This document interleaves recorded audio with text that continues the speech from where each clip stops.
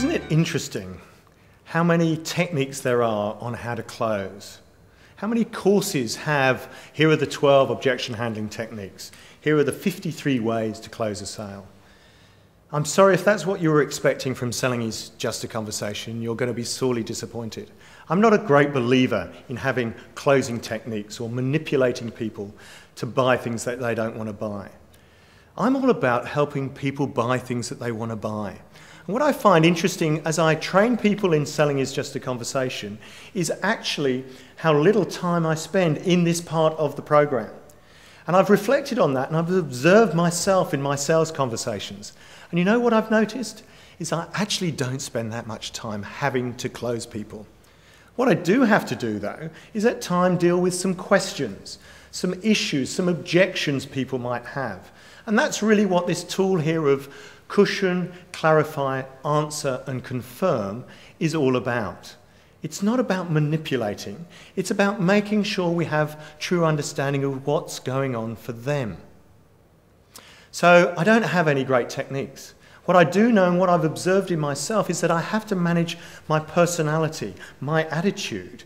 If I've just been through a wonderful conversation and I'm really engaged in that they need to buy whatever it is we've been talking about, I've observed in myself that if I'm not careful, I can get quite aggressive and confrontational when they ask quite legitimate questions about, Hugh, could you tell me about the price, why it is that? And if I'm not careful, if I'm not managing myself, I turn that into something that it isn't. And we can end up in this quite confrontational situation. So hence why cushion is there.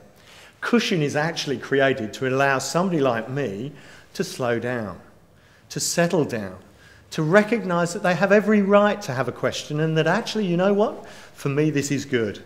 They're thinking about the conversation. They have some issues. They're processing it. In fact, I now get very nervous if I don't get any objections. So I now have a much more positive frame of mind. I celebrate that they're asking questions of me. So that's what cushion is about. It's to give you some time to settle in. So the cushion is just, okay, it's okay for you to be asking questions of me. You should feel comfortable with it. I feel comfortable with it. It's also just giving me a little bit of processing time to settle into whatever I'm going to need to do to help them get the answer that they need. And the clarify is about making sure I really have understood what it's about for them. I find what's fascinating in communication is the filters that we all carry. That when somebody says something, we instantly assume we know what it's about. Often I will use a very simple exercise in my training workshops. I ask people to instantly tell me what the word dog means to them. You'll be surprised how many different answers you get. So if just with a simple three-letter word like dog, we can get 20 different answers, how many different answers might we be getting when somebody says, Hugh, that's fantastic, but can we just talk about price for a moment? Now what I might be hearing is, you're too expensive. And if I'm not careful, I'll instantly get into justification and negotiation. Or even worse, I might start saying, it's okay, we can cut the price, we can take this out, we can do this. When it's not about that at all. So that's what clarify is about. Make sure you clarify what it is that they're concerned about. So if it's a price question, thanks John for that question.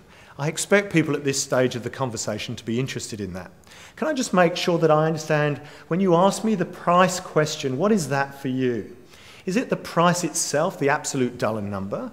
Or is it about your perception of value or how my price compares to a competitive offering you're looking at? What is price about for you, John, right now? And then shut up and listen.